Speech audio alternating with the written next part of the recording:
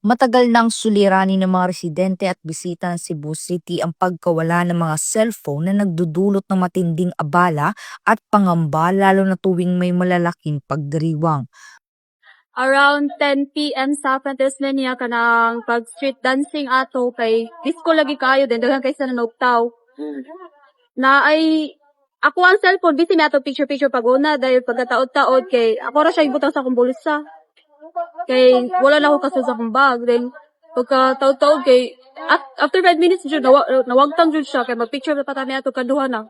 Bilang tugon dito, nagsagawa ng isang makabuluhang operasyon ng Cebu City Police Office sa pamumuno ni Police Colonel George V. Ilanan na nagresulta sa pagkakabawi ng mga nawawala at ninakaw na cellphone noong 12 ng Enero taong kasulukuyan sa Leon Quilat Street, Cebu City.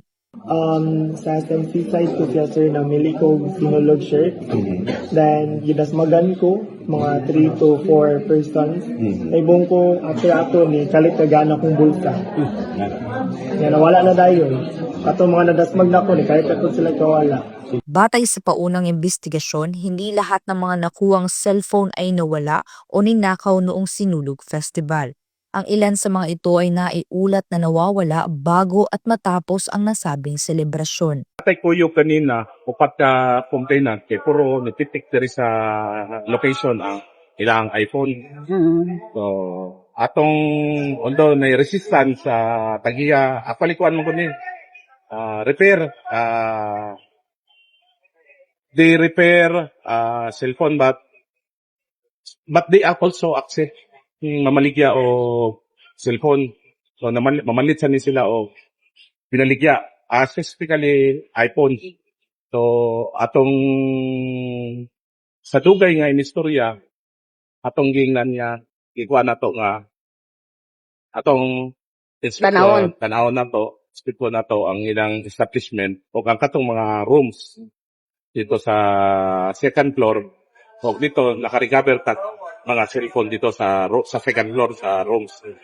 And gidala na to tong upat ka complainant na to sa ang upat na nakuha nilang ilang cellphone. Atong gipa-testing, atong gipa-open ang ilang cellphone. In fact, narito yung mga pictures sila. So far, katong upat ka complainant, na-recover ang ilang. Natagpuan at nakumpiska ang mga cellphone sa ikalawang palapag ng Alham Cellphone Accessories sa Leon Quilat Street, Cebu City. Ayon sa ulat, ang sospek ay may kakayahang teknikal na ma-access at ma-unlock ang mga iPhone na maaaring naging dahilan ng patuloy na pag-iingat at pagmamayari sa mga naturang cellphone. Ang aspetong ito ay patuloy pang bineberipika bilang bahagi ng mas malalim na investigasyon. Dahil sa mga ebidensyang nakalap, naghahanda na ang CCPO na magsampa ng mga kasong kriminal laban sa sospek sa paglabag sa Presidential Decree No. 1612 o ang anti-fencing law na nagpaparusa sa pagmamayari, pagtatago at pagbebenta ng mga ninakaw na ari-arian. Samantala, upang formal na maisampa ang kaso, kinakailangan ng pagsasagawa ng mga sinumpaang salaysay mula sa mga biktima, alinsunod sa umiiral na mga legal na proseso. Ang mga apektadong individual ay kasalukuyang kinokontak at hinihikayat na makipagtulungan sa pamamagitan ng pagsusumite ng kinakailangang affidavit. Pasalamat ko sa mga police, labi na kay Mr. George Ilanan. Tungod nila na mabalik sa ako ang akong phone. Sure jud ko nga naato diri akong phone.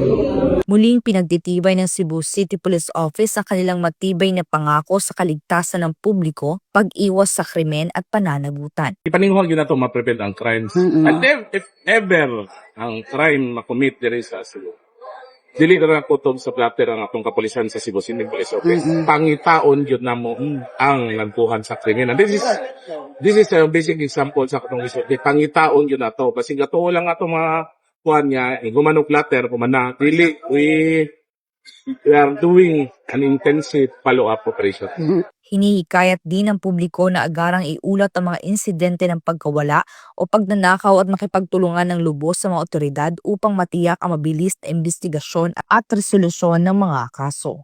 Mula dito sa Cebu City, ako ang inyong Police News Network Correspondent, Patrolwoman Judith Nicanor, alagad ng batas, tagataguyod ng Balitang Pulis.